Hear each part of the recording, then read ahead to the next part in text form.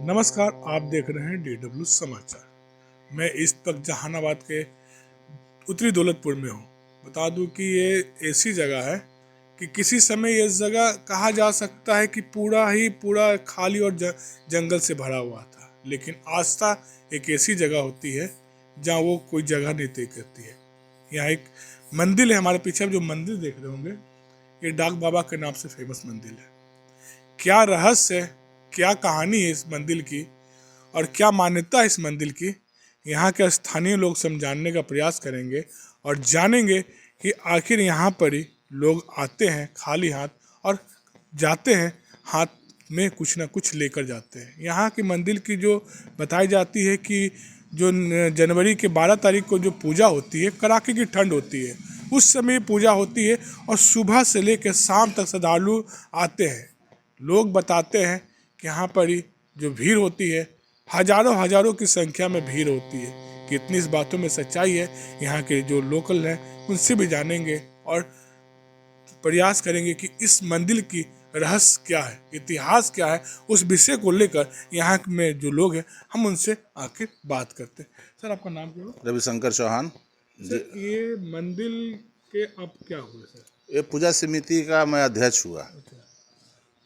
ये मंदिर से बताई जा रही काफ़ी चर्चित है और जो कहा जाता है कि इस मंदिर में मनोकामना पूरी होने पर बलि दी जाती है। क्या ये बात सही है? आप बिल्कुल सत्य सुने हैं और एक चीज़ और सुने होंगे कि शक्ति की पूजा होती है। तो जिस स्थल पे आप खड़ा हैं तो हम लोग बहुत गौरवान्वित महसूस करते हैं कि हम उस ग्राम के वासी हैं जहां बाबा का निवास स्थान है। पहली चीज़। दूसरी चीज़ मैं आपको बताना चाहता हूं कि ये ग्रामीण स्तर के और ग्रामीण देवता हैं जिनके आशीर्वाद से हम लोग फल फूल के आज यहाँ तक पहुँचे हैं। तो इनको एक शब्द से और कह सकते हैं कि मनोकामना सिद्ध पीठ के रूप में, कि इनके दरबार में हमने इस उम्र में सैकड़ों ऐसे मन्नत पूरा होते देखा जो सभी जगह से निराश और थक चुके थे। तो बाबा जो भी इनके दरबार में आए हैं, हमारे ख्याल से, हमारे नज़र में, हमारे जानकारी में सैकड़ों ऐसी मन्नतें पूरा हुई है जो सब जगह से निराश हो चुके थे। लोग इस 12 तारीख जो होती है, खास इनके दिन जो पूजा की जाती है, ये पूजा की तैयारी कब से शुरू हो जाती है? ये विगत पहले तो ग्रामीण पूजा था, तो गांव के लोग इकट्ठा करके ग्रामीण पूजा के लिए यहाँ कर लेते थे। बहुत छोटी सी पूजा होती थी, लेकिन धीरे धीरे जैसे श्रद्धालुओं की संख्या अपार बढ़ती चली गई, उसके चलते श्रद्धालुओं को ज़्यादा से ज़्यादा हम लोग सहूलियत ग्रामवासी दे पाए, इसके लिए अब 1 महीना पूर्व से ही तैयारी चालू हो जाती है। लोगों के अंदर, इस गांव के अंदर इतना आस्था है कि लोग बताते हैं, यहाँ के लोगों से जानकारी मिली कि इनकी जो पूजा होती है तो पूरे गांव के घर को पवित्र किया जाता है। अभी आप हमारे गांव के किसी भी घर में जाएंगे, छोटा हो, बड़ा हो, अमीर हो, गरीब हो, किसी जाति समुदाय से, हर घर की महिलाएं आपको अस्त और व्यस्त नजर आएगी। और साल में हर पर्व पर सबसे बड़ा भारी पर्व हम लोग का अगर कोई है तो वो दिन है 12 जनवरी। और हर घर को नल से, जल से, और चाहे वो कपड़ा हो, किसी सब मकान आपको शुद्ध नजर आएगा। क्या लगता है कि जो विशाल मंदिर है, काफ़ी रहस्यमय कहानी है इसकी है, और भी कहानी हम जानना चाहेंगे कि एक मंदिर की शायद स्थापना के बारे में कुछ बता पाएंगे कि कहाँ से शुरुआत हुई थी इसके बारे में? ये शुरुआत होती है जैसे हमारे बड़े बुजुर्ग और पूर्वजों के द्वारा हम लोग बचपन से सुनते आ रहे हैं। तो मेरी एक दादी हुआ करती थी ग्रामीण, जिनके बच्चे नहीं हुआ करते थे, तो इनकी एक पिंडी थी। उन्होंने आके यहाँ से मन्नत मांगा था कि अगर मेरा बच्चा हो जाएगा तो हम आपका पिंडी स्थापित करेंगे। उनके 2-2 बच्चे हो गए, मेरे 2-2 चाचा हैं अभी, उन्होंने पिंडी का स्थापना किया। अच्छा, ये कहानी आपके घर पे ही है? मतलब बिल्कुल बिल्कुल सत्यापित है, और जो लोग इसको जानते हैं वो अभी जीवित भी हैं। ये दंत कथा नहीं है, और ये किसी ब्राह्मण या किसी के द्वारा गठित या गढ़ी गई नहीं है।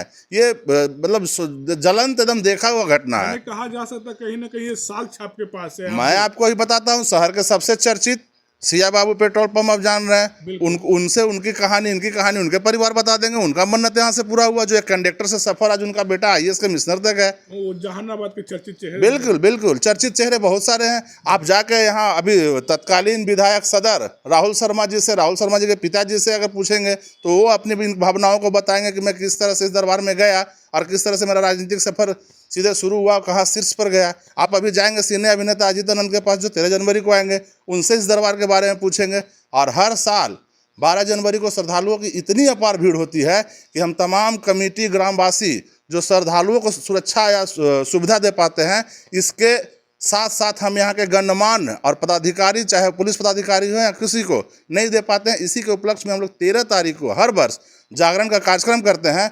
उस कार्यक्रम में जो शिरकत लेते गए, वो बिहार से, पूरे प्रदेश से जितने भी टॉप कलाकार हैं, शायद ही कोई ऐसे होंगे जो यहाँ नहीं उतरे, जो एक बार उतरे यहाँ वो दोबारा पीछे मुड़कर नहीं देखे हैं। मैंने आपका कहना है कि कलाकार हो चाहे नेता हो, उन्होंने एक बार जरूर यहाँ मत्था टेका है। आम आदमी हो या खास आदमी हो, बाबा के दरबार में आप आम आए हैं, मैं आपके चैनल से आपको कहना चाहता हूं कि आप भी अगर आए हैं तो आप भी बाबा के दरबार में सच्चे दिल से हाजिरी लगा के जाएं। और इसी 8 जनवरी को हमसे संध्या 7 बजे फिर मिलेंगे 27 तारीख को।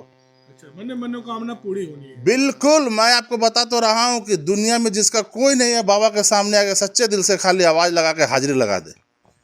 इन्होंने बताया कि आस्था में इतनी दम है कि अगर आप यहाँ पर ही आस्था में जो कहा जाता है, आप अपनी इच्छा मांगे, हाजिरी के रूप में मांगे या प्रार्थना के रूप में मांगे, आपकी इच्छा जरूर पूरी होती है। और इनका ये भी कहना है कि आप मांगे और अगले साल आके देखिए, आपकी मनोकामना जरूर पूरी होगी और आप स्वयं अपनी इच्छा पूरी होने पर ही आएंगे। होने के नाते क्या कहना चाहेंगे?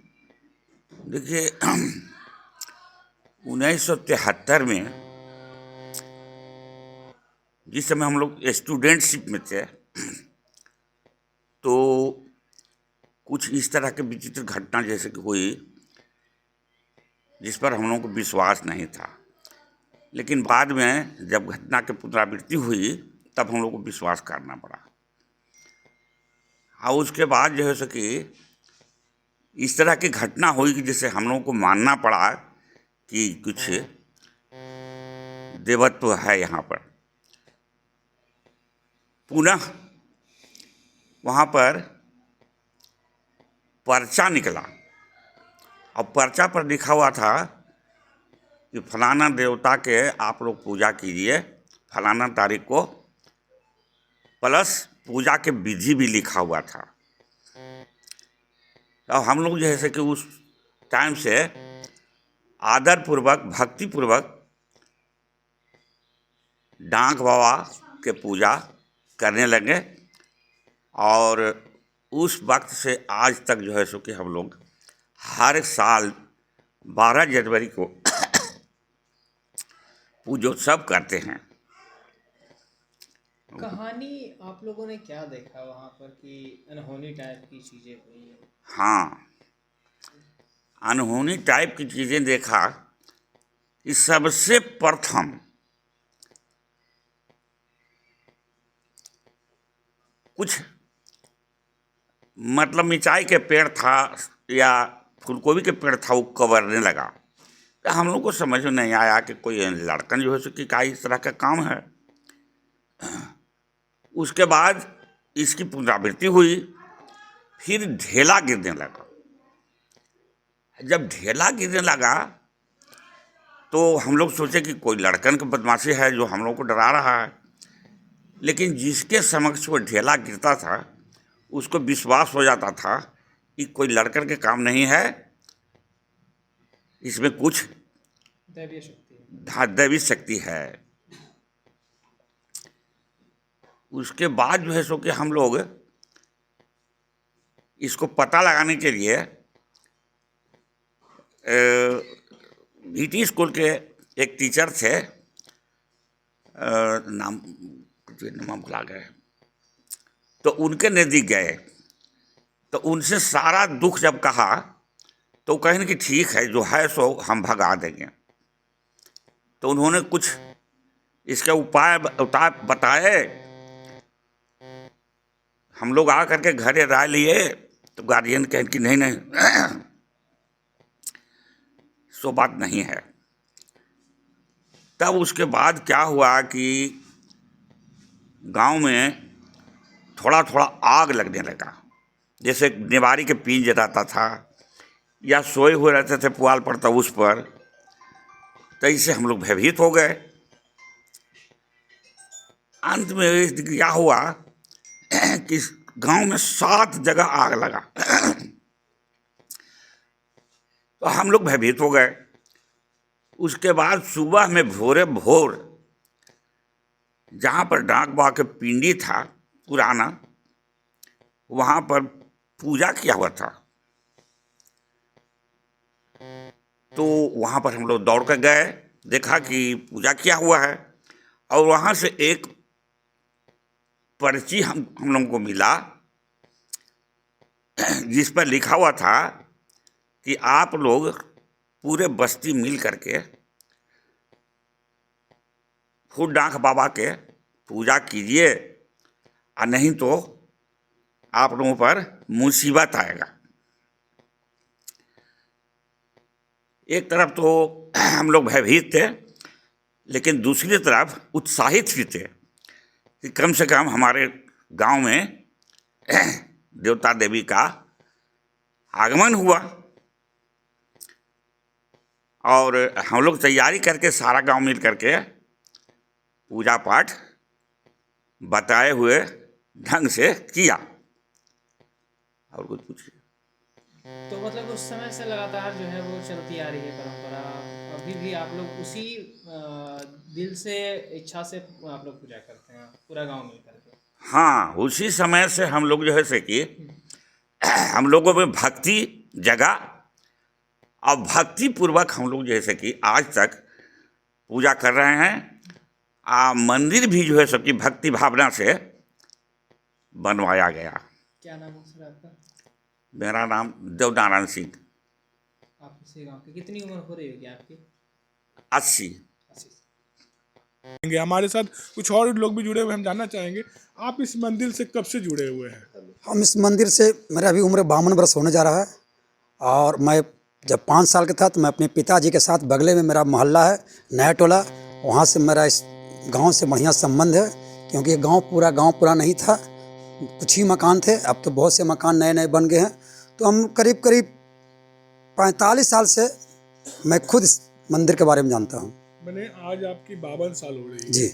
और आप 45 साल से जान रहे हैं हाँ। कहानी, मतलब कि मैंने नाबालिग थे उस समय। हाँ, उस समय, हाँ, मैंने अंगुरी पकड़ के हमारे पिताजी यहाँ आते थे। लेके आते उसमें मिट्टी का पिंड था, छोटा सा बना हुआ था, उस समय मंदिर चबूतरा का, इतना नहीं अच्छा- कुछ नहीं था, अच्छा, कोई मंदिर नहीं था।